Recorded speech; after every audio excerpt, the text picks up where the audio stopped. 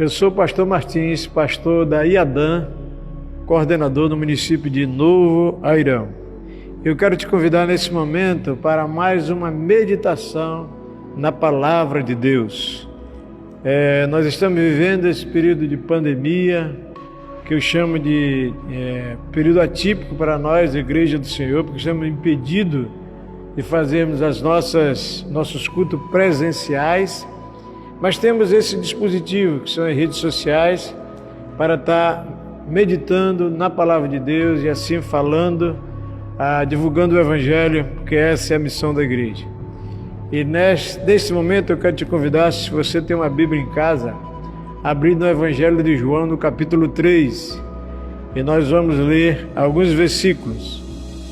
O texto diz o seguinte: havia entre os fariseus um homem chamado Nicodemos, um dos principais dos judeus.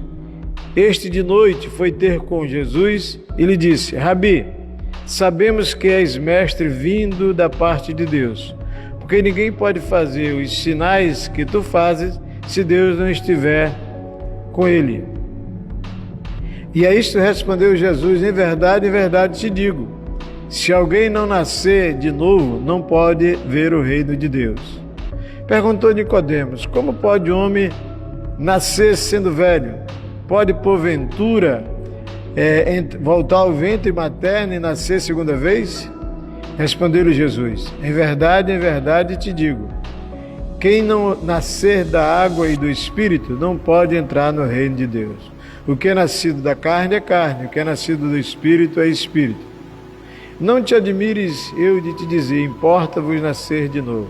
O vento sopra onde quer, ouve a sua voz, mas não sabe de onde vem nem para onde vai. Assim é todo aquele que é nascido do Espírito. Então lhe perguntou Nicodemos: como pode suceder isto? Acudiu Jesus: tu és mestre em Israel e não compreendes estas coisas? Em verdade te digo, que nós dizemos o que sabemos e testificamos o que temos visto. Contudo, não aceitas o nosso testemunho. Se tratando de coisas terrenas, não me credes, como crereis se vos falar de espirituais. Ora, ninguém subiu ao céu, senão aquele que de lá desceu, a saber, o Filho do Homem que está no céu. E do modo como Moisés levantou a serpente no deserto, importa que o Filho do Homem seja levantado, para que todo aquele que nele crê não pereça, mas tenha a vida eterna. Glória a Deus.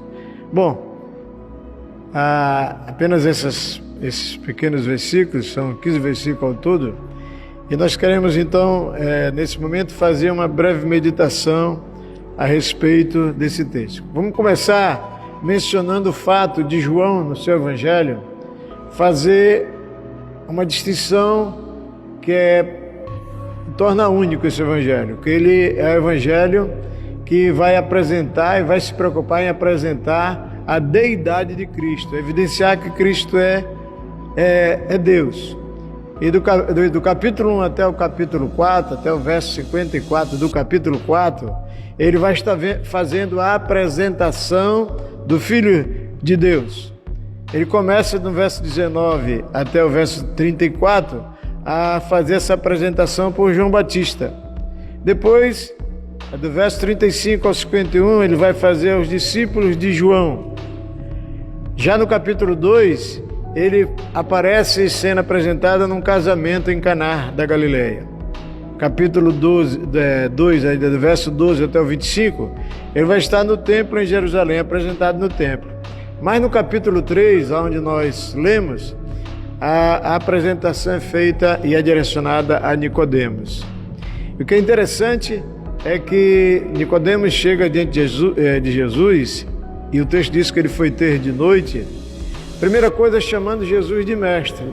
Ele diz: Rabi, sabemos que és mestre, vindo da parte de Deus, porque ninguém pode fazer os sinais que tu faz se Deus não for contigo. E Jesus, então, depois dessa afirmativa de Nicodemos, Jesus vai fazer a Nicodemos a apresentação do novo nascimento. Porque Nicodemos, é fato que nós estamos ali, né, no texto, nós estamos diante de dois mestres. Um mestre da lei cerimonial, da lei formal, dos preceitos do judaísmo e tudo mais.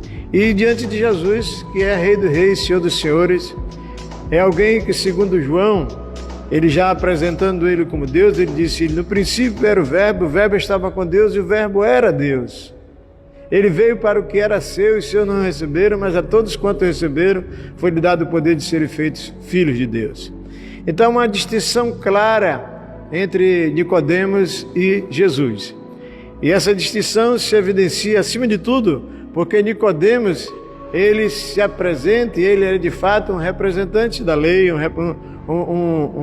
alguém que era um intérprete da lei, dos preceitos do judaísmo, e não conhecia o novo nascimento, a nova dispensação que Jesus Cristo ia inaugurar com a sua morte no Calvário, que é a dispensação da graça. E a entrada nessa dispensação da graça, e para participar e se tornar discípulo de Jesus, filho de Deus, nós precisamos experimentar o novo nascimento. É isso que Jesus quer mostrar para Nicodemos. Ele disse que o que é nascido da carne é carne, o que é nascido do Espírito, sim, é Espírito.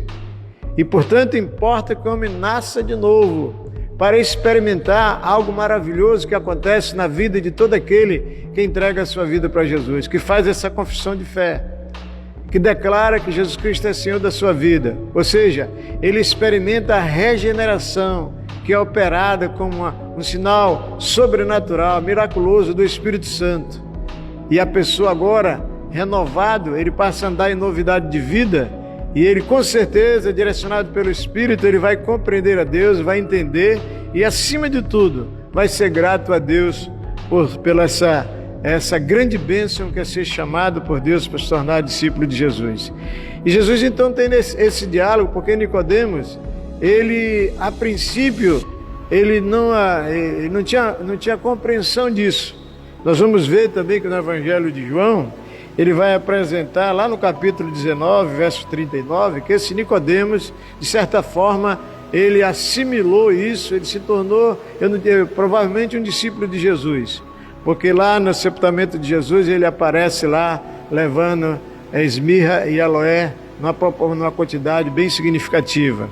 Ou seja, alguém que experimentou um contato direto com Cristo. E Jesus vai dizer para ele, mais ainda, que tudo isso é necessário para que todo aquele que nele crê em Jesus tenha vida eterna.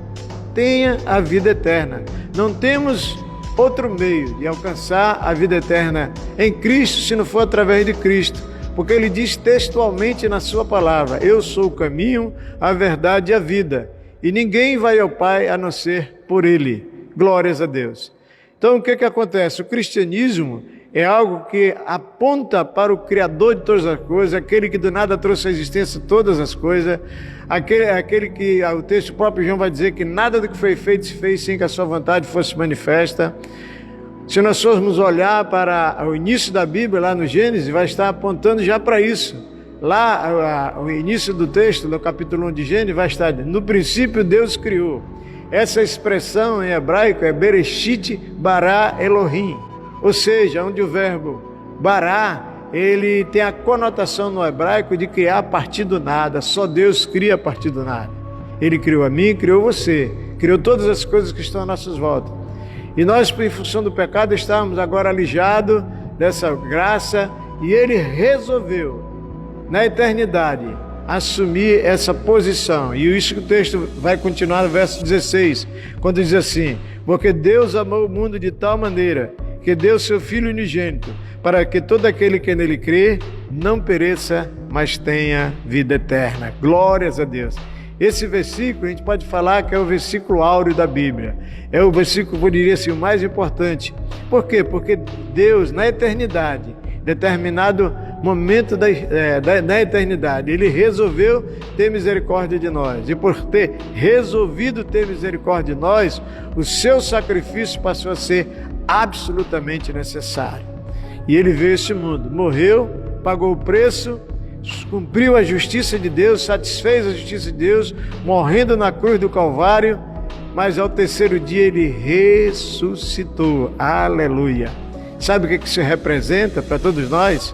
A morte de Cristo no Calvário, ela aconteceu para satisfazer a justiça de Deus, mas a sua ressurreição, acima de tudo, é para ficar evidente para nós que o sacrifício dele foi aceito por Deus. Aleluia! E agora, basta tão somente aceitar esse sacrifício, ele como Senhor e Salvador da sua vida, e seremos com certeza felizes partícipe das mansões celestiais. É isso que eu quero deixar para você. Esse texto, então, tem esse momento de encontro de dois mestres, um mestre da lei, um detentor de conhecimento da lei judaica, dos preceitos do judaísmo, e o mestre dos mestres, o Criador de todas as coisas. Aleluia! Jesus, o autor e consumador da nossa fé. Então, que Deus em Cristo te abençoe, o Espírito Santo te ilumine, dando graça, sabedoria, para se posicionar agora a viver na dependência do Espírito Santo, porque Nicodemos defendia uma religião que ela era meritocrática, ou seja, o homem precisava fazer alguma coisa por si para alcançar a proeminência, conseguir algo da parte de Deus. Mas na graça, o mérito é todo de Jesus. Aleluia! O apóstolo Paulo, escrevendo aos Efésios, ele deixa isso bem claro. Ele diz: pela graça sois salvos, mediante a fé. Isso não vem de vós, é dom de Deus. Que Deus em Cristo te abençoe e o Espírito Santo te ilumine, dando graça e sabedoria para se posicionar assim. Que Jesus encontre espaço no teu coração para que você venha se render a Ele. Eu quero dizer para você que você é precioso para Jesus. Agora, onde você está? Eu quero te convidar agora a fazer uma oração junto comigo. Curva a sua cabeça e vamos orar. Pai amado e querido, nós te louvamos, te damos graça pelas nossas vidas. Te louvamos, Senhor, porque um dia o Senhor se despojou da sua glória, da sua majestade, se fez homem entre os homens e pagou o preço pela nossa redenção.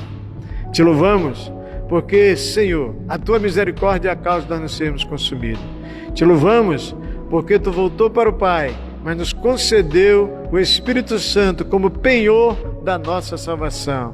Senhor, que a tua graça seja estendida a todos aqueles que te buscam, aqueles, Senhor, que querem e precisam ter um encontro contigo. Eu oro por esse homem, por essa mulher que está, Senhor, nos assistindo agora. Deus, vai ao encontro das suas necessidades, acima de tudo, salvando e libertando. Eu oro a Ti, Senhor, pela nossa nação e pelo mundo que está passando esse processo de pandemia, Senhor. Deus amado e santo, Tu tem poder para reverter esse quadro. E agora, em nome de Jesus, nós te pedimos, libera-se uma palavra de cura e que esse mal, Senhor, seja lançado por terra para a glória do Teu nome. É o que eu te peço e te agradeço. Em nome de Jesus. Amém e amém.